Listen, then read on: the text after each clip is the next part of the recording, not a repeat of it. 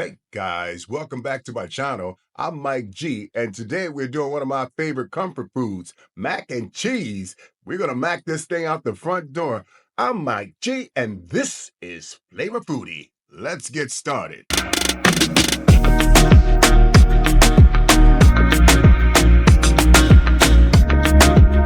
These are my ingredients that I'll be using today.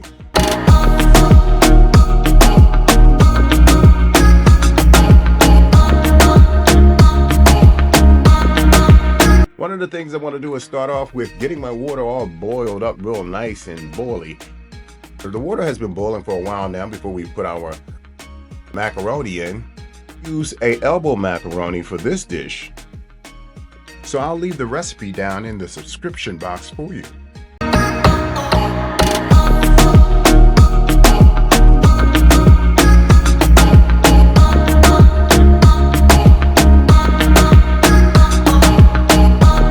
Velveeta is not my whole primary cheese. It's a foundation. I'm building a foundation. I'm building flavor off the Velveeta cheese along with the buttermilk and the evaporated milk that I put in. You could use cream or whole milk if you choose.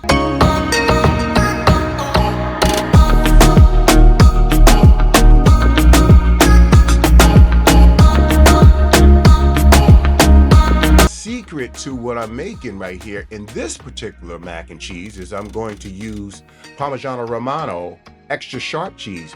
That's that cheese that has a little bit funky smell, but guess what? That's the cheese that's going to make this thing real tasty.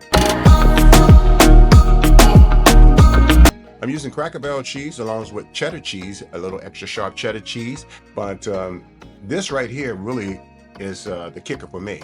I don't use nothing without this when it comes to mac and cheese. When I'm doing a mac and cheese, I have to have the Parmesan Romano, because if you notice that the Parmesan Romano is so strong, it's a natural cheese, it's HO cheese. I'll add some smoked paprika.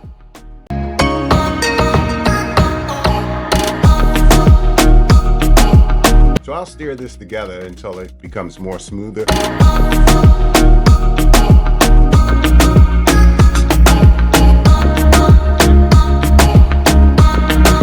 So y'all, tell me what you guys think about the back and forth that we've been hearing on social media platforms.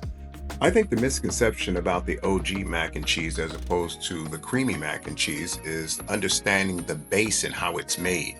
One of the things about the OG mac and cheese is that it's made with eggs. I think the misconception in that sense is missed by understanding what's the purpose of the eggs. The eggs, just like you making a cake or baking a cake, you have to add eggs to it because it helps bind the whole ingredient together. And yes, we're going to use the egg. With the creamy mac and cheese, you'll notice that it's made or put together with flour as to create a roux. And this helps it give that smooth and silky flavor of the cheese along with the different cheeses that you will add to that roux.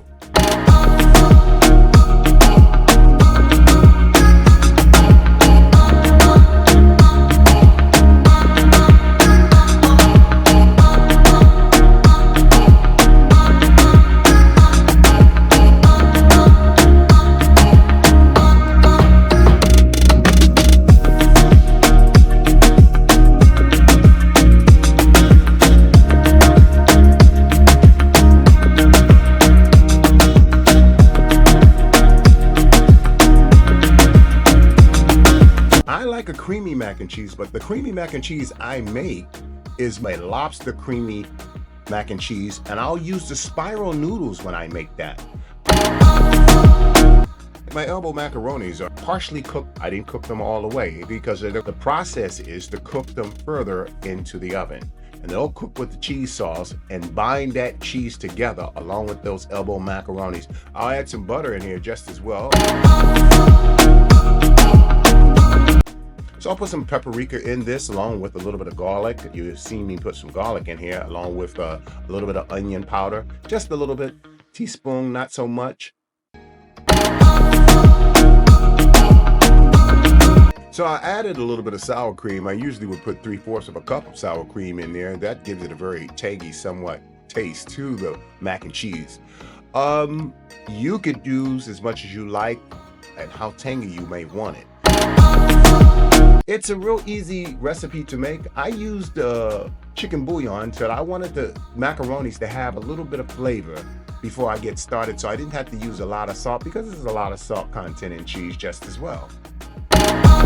So I made my cream sauce and I used Velveeta cheese to help give me some foundation. I used 1 cup of buttermilk. I also used a cup of evaporated milk. That's along with shredded cheese. Don't forget, guys, if you enjoyed this channel, don't forget to leave a like, subscribe, and a comment. Love to hear from you and like to hear your take on the old school and the creamy mac and cheese. I've heard a lot of controversial things between the two. I don't beg to differ, to each his own. It's your preference, it's your mac and cheese. Make it the way you like. This is old school mac and cheese, the one that sticks to your rib and will never go out of style. Alright guys, so I preheated my oven to 350. I'll leave it on 350 until I put the mac and cheese into the oven, and then I'll turn it up to around about 375 just to give it a little bit more heat to deal with the liquid inside of the dish itself. Helps evaporate a lot of the liquid as well. What I like to do is reduce the liquid inside of the dish so that our cheese and macaroni combine together and be congealed. Guys, let's take this out. Now, if that's not creamy, double delicious, congealed, delicious, golden brown mac and cheese, old school, this is what I'm talking about. This is the mac and cheese with the flavor for me, but this mac and cheese will stick to your ribs. I'm enjoying this. Let's plate this up. Once again, guys, thanks for visiting my channel. I'm Mike G. Until the next recipe, this is Flavor Foodie, and you've been flavorized. If you like the content, don't forget to leave a like, subscribe, and leave a comment.